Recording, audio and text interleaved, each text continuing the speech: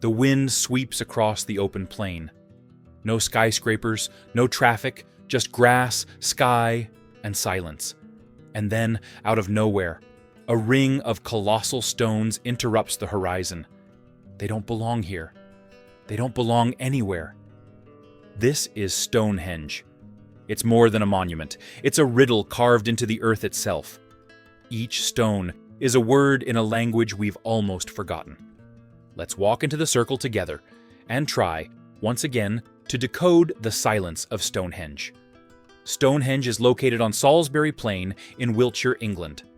At first glance, it appears to be a collection of enormous standing stones arranged in a rough circle. But Stonehenge is much more than just a pile of rocks. The monument is made up of two main types of stones. Sarsen stones, massive sandstone blocks, some weighing up to 25 tons. Bluestones, smaller stones weighing 2 to 4 tons, transported from Wales, over 150 miles away. The Sarsens were likely sourced from the Marlborough Downs, about 20 miles north of the site. Even at this relatively short distance, transporting blocks weighing up to 40 tons was a staggering challenge. The bluestones, however, were an entirely different matter. Originating in Wales, they had to be transported across rivers, valleys, and possibly even by sea. Some geologists suggest glaciers may have carried them closer during the Ice Age, but evidence increasingly supports deliberate human transport. What's most impressive is the precision. The stones were shaped with hammerstones, their joints cut so tightly that some still fit together after thousands of years. The megaliths form concentric circles and horseshoe shapes, aligned in such a way that the sun rises directly over the heelstone during the summer solstice. This deliberate alignment has led many to suspect that Stonehenge was not just a ceremonial site, but also a kind of prehistoric observatory. Archaeological evidence suggests that people gathered here as early as 8000 BCE.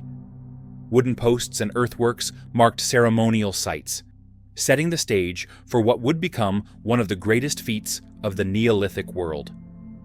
Stonehenge itself was not built all at once. Instead, it evolved over many centuries in several stages. Stage 1, around 3000 BCE.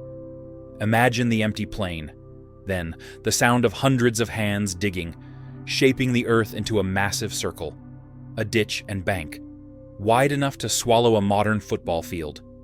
Its entrance isn't random. It points directly to the rising sun of midsummer, as if the builders were carving time itself into the land. Stage 2, 5 centuries later. The landscape changes. Now, immense stones, the Sarsens, appear on the horizon, each one hauled by sheer willpower, dragged across miles of rough ground. Slowly, the giants rise, locked together with joints so precise that even after 5,000 years, they still whisper of their maker's skill. Stage 3. Another 500 years pass. This time, the builders look west, to the distant Welsh mountains. From there, bluestones are dragged across rivers, valleys, and seas. Imagine the journey, rafts creaking under the weight, ropes burning against hands, chants echoing with each heave forward. And finally, these foreign stones join the circle, turning Stonehenge into a monument unlike any other in the ancient world. Contrary to popular myths, it was not the work of druids, giants, or extraterrestrials. The real architects were the Neolithic peoples of Britain, farmers and herders who lived in small communities and were deeply connected to the cycles of nature. Excavations near Stonehenge at Durrington Walls, a massive Neolithic settlement, show evidence of temporary housing and enormous quantities of animal bones. This suggests seasonal gatherings, where people came together from across Britain to contribute to the building effort. Stonehenge, then, was not simply the creation of a single tribe. It was the collective achievement of an entire culture, united by shared beliefs and ambitions. Why was Stonehenge built? This is the question that has fueled centuries of speculation. Scholars have proposed many theories, and while no single explanation has been universally accepted, several possibilities stand out. Some believe Stonehenge was a giant calendar, tracking the sun and moon like a prehistoric observatory. Others see a temple, a place where ancestors were worshipped and the gods were called down. Still others whisper of healing, a sacred hospital of stone where the sick came in search of cures. Or maybe it was something greater, a monument of unity built by thousands, binding scattered tribes into one people. In medieval times, it was believed that the wizard Merlin magically transported the stones from Ireland. Others claimed that giants brought the stones from Africa.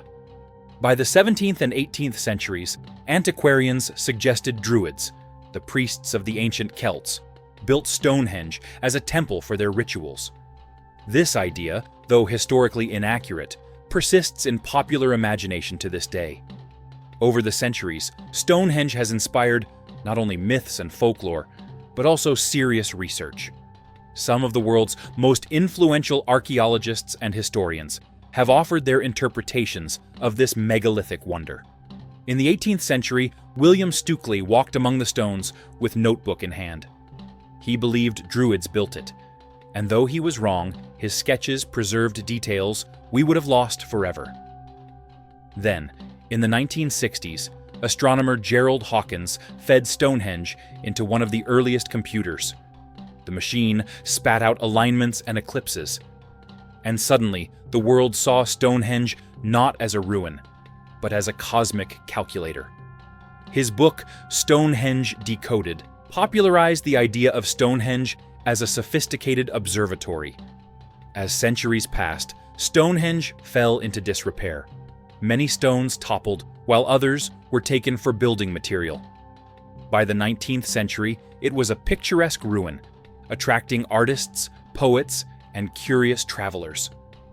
In the 20th century, efforts began to preserve the monument.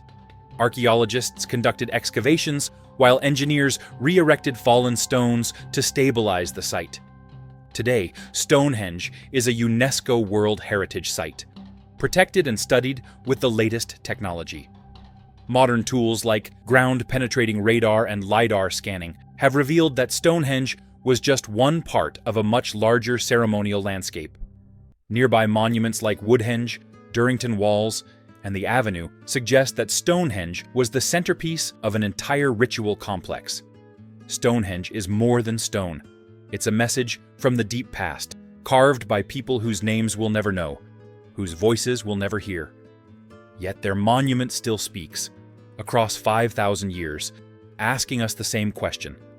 What will we leave behind that will endure as long as Stonehenge?